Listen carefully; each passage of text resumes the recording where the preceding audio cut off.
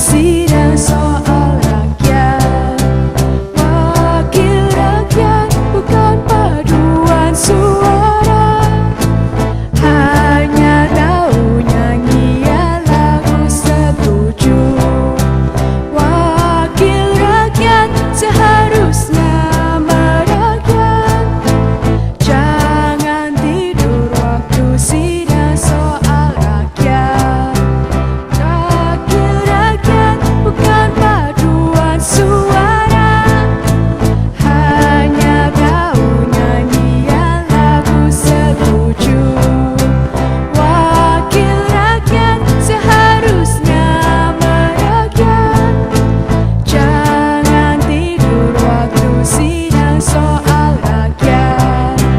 Wakil rakyat bukan paduan suara, hanya tahu nyanyian lagu setuju. Wakil rakyat seharusnya merakyat, jangan tidur waktu sidang soal rakyat. Wakil rakyat bukan paduan suara, hanya tahu nyanyian lagu setuju. Ini kembali saya Gloria Kristi menyapa Anda dalam Soal Rakyat. Hanya di Soal Rakyat ini kita dapat mengupas berbagai permasalahan yang ada di tengah-tengah masyarakat yang tentunya kita akan bahas secara menarik. Dan malam hari ini juga tentunya sangat menarik sekali kita sudah disapa dengan The Mesix dari Atsor Jemur Sari Surabaya. Apa kabar?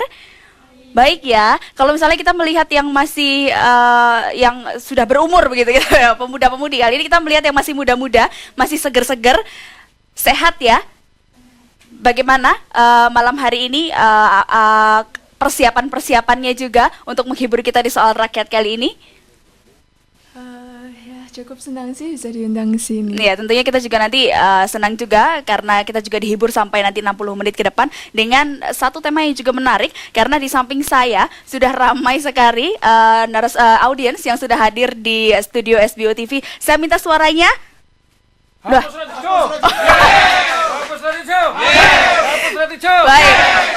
Biasanya kalau saya minta suaranya itu weh begitu ya. Tapi kali ini beda, hapus surat hijau. Nah, ini mungkin ada kaitannya dengan tema dan juga topik yang akan kita angkat pada malam hari ini. Tapi sebelumnya kita lihat dulu tayangan yang berikut ini.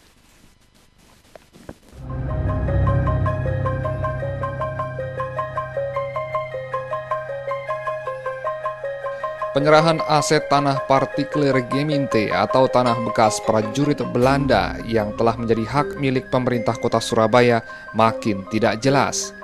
Bahkan memasuki bulan kedua kemarin, rancangan peraturan daerah penyerahan aset tanah ijo yang rencananya akan disahkan sebelum masa pemilihan umum legislatif rupanya hanya isapan jempol belaka. Keseriusan pemerintah kota Surabaya untuk segera mengirim draft rancangan proposal raperda penyerahan surat ijo pun masih belum menemui kesinambungan yang maksimal. Hingga akhirnya draft tersebut selesai pada bulan Maret ini. Sebelumnya, Pemkot Surabaya mengaku masih menunggu kejelasan dari pihak Yayasan Kas Pembangunan dan Dinas Pengelolaan Bangunan Tanah untuk segera melakukan verifikasi terhadap warga tanah surat ijo.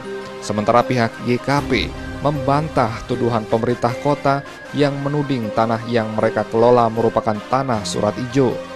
Padahal isu tersebut sudah muncul sejak polemik surat ijo ini bergulir. Meski draft rancangan sudah selesai, kini pemerintah kota Surabaya dihadapkan pada janji yang mereka utarakan pada seluruh warga tanah surat ijo untuk memberikan kepada mereka tanah tersebut secara cuma-cuma. Sejak diusulkannya pada bulan Juli 2013 lalu, Pemkot pun kembali memberikan garansi bahwa peraturan daerah pembebasan tanah surat ijo ini akan sudah diterapkan sebelum akhir tahun 2014. Namun eratnya kaitan isu pembebasan surat ijo ini dengan kepentingan politik di tiap perhelatan Pilwali bisa jadi pelaksanaannya kembali akan molor. Benang kusut pembebasan 48.000 surat ijo ini pun makin tak terurai.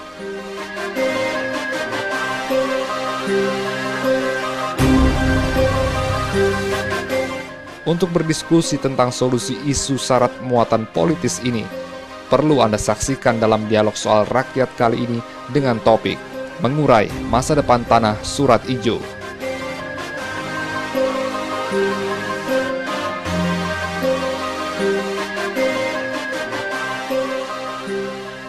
Ya, mengurai masa depan tanah Surat Ijo. Tentunya kalau kita berbicara mengenai suatu bangunan yang sudah ditempati berpuluh-puluh tahun lamanya, namun hingga saat ini masih belum bisa menjadi hak kepemilikan pribadi. Ini juga tentunya yang menjadi satu permasalahan juga di tengah-tengah masyarakat. Dan itu pun yang mungkin dirasakan juga oleh audiens yang sudah hadir di studio SBO TV, karena mereka-mereka ini pantang loyo demi Surat Ijo, betul ya? Suaranya sudah sangat tegas, dan juga baju saya sudah sangat tegas, betul ya Pak ya, untuk menggambarkan Surat Ijo pada malam hari ini begitu. Tapi boleh dikenalkan mungkin kira-kira warga dari mana saja ini yang hadir di SBO TV. Monggo mikrofonnya. Kebetulan saya dari warga Kelurahan Jakir, Kecamatan Wonokromo. Nama saya Tako Amin. Baik. Saya di Surat Ijo termasuk sebagai humas. Sebagai humas begitu Humas. ya. Selain dari Jakir Wonokromo ada daerah lain?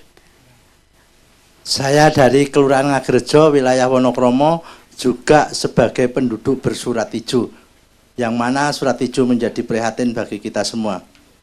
Dari Wonokromo kemudian? Saya Bambang Sudibyo dari Ngagerjo sebagai pimpinan Gerakan Pejuang Hapus Surat Ijo se-Surabaya. Baik, kurang lebih dari Wonokromo ya? Dari Tambarjo juga ada? Oke. Saya dari Kelurahan Tambarjo, Kecamatan Simokerto, nama saya Hardimin. Pejuang Surat Ijo yang sudah 10 tahun berjuang terus tanpa mengenal lelah. Selalu berjuang terus. Jadi mudah-mudahan sukses. Saya di sana sebagai Korwil wilayah Kecamatan Simokerto.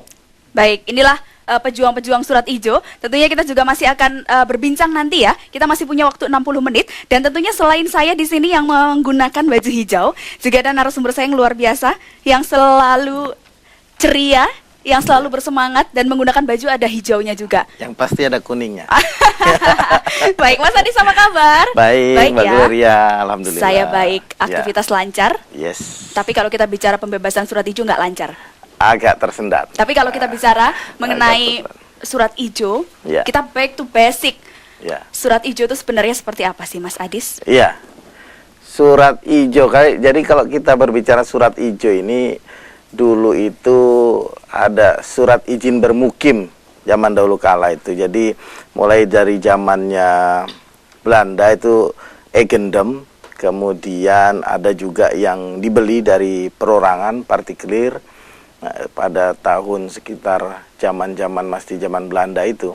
Nah, kemudian tanah-tanah ini pada tahun 79 dengan keluarnya Kepres nomor 32 tahun 79 waktu itu, bahwa seluruh tanah-tanah itu yang dulu asalnya dari Eigendom, dari pembelian dari partikulir, kemudian yang ditingkati Angkatan Laut dan dari instansi-instansi seperti PT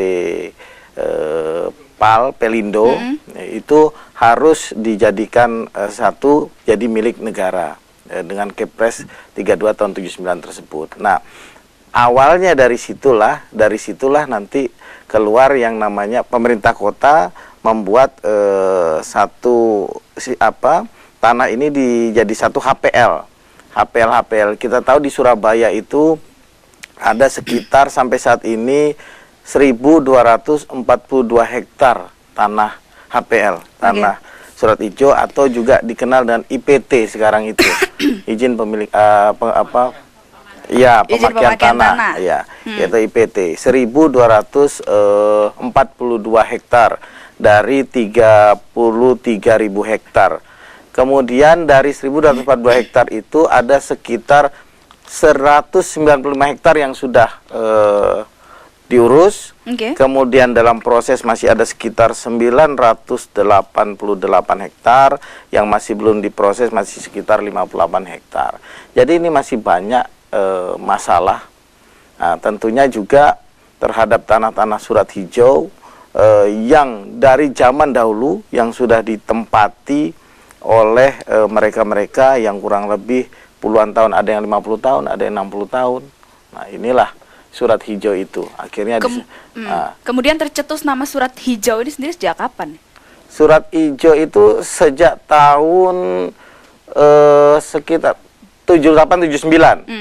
Iya, 78-79 waktu itu, waktu HPL itu. HPL itu dulu namanya surat izin bermukim, akhirnya disebut juga dengan surat hijau itu. Jadi keluarlah surat hijau itu pada tahun 78-79. Jadi hingga sampai saat ini dari 1.242 hektar ada 195 hektar. Iya. Bisa dikatakan ini merupakan proses yang cukup lama. Padahal ini kita tahu sudah berpuluh-puluh tahun lamanya. Ya. Apakah sebegitu sulitnya terkait dengan proses jadi ini? memang begini. Ini di seluruh Indonesia cuma ada satu. Cuman tinggal di Surabaya aja ada yang seperti ini. Mestinya tanah yang ada hanya di Surabaya ini harus menjadi perhatian khusus, bukan hanya dari pemerintah kota Surabaya, tapi juga pemerintah pusat, bahkan BPN dan Presiden kalau perlu ini memperhatikan kenapa masih ada yang namanya warga menyewa lahan kepada pemerintah. Kira-kira kenapa ya Mas Adis? Nah, ini berarti kan ada sejarahnya. Kenapa seperti itu? Dulu itu HPL, karena pemerintah itu ada Undang-Undang 32, akhirnya semua tanah itu dianggap milik pemerintah. Ya, dianggap milik pemerintah, jadi dikuasai oleh negara semua waktu itu. Padahal kan mereka lupa bahwa Undang-Undang Dasar Negara Indonesia Pasal 33 itu menyatakan bahwa memang tanah dikuasai oleh negara, tanah, air, dan lain-lain itu biasanya, tapi untuk kepentingan rakyatnya, kemakmuran rakyat. Mereka lupa. Jadi ini diambillah ini. Jadi orang-orang yang di dalam itu dianggap menyewa sekarang itu. Dianggap menyewa tanah-tanah yang mereka tinggali. Padahal mereka di sana bayar PBB. Baik. Apakah kemudian sewa menyewa ini bisa menjadi hak milik ini, apakah hanya bermimpi atau seperti apa ya Mas Adis? Nanti kita akan jawab. Terlebih dahulu saya minta juga aplaus dan juga semangatnya dari audiens yang sudah hadir. Boleh minta semangatnya? Nah, tentunya kita masih akan membahas mengenai bagaimana kemudian mengurai masa depan tanah surat ijo hanya di Soal Rakyat. Kami akan segera kembali sesaat lagi.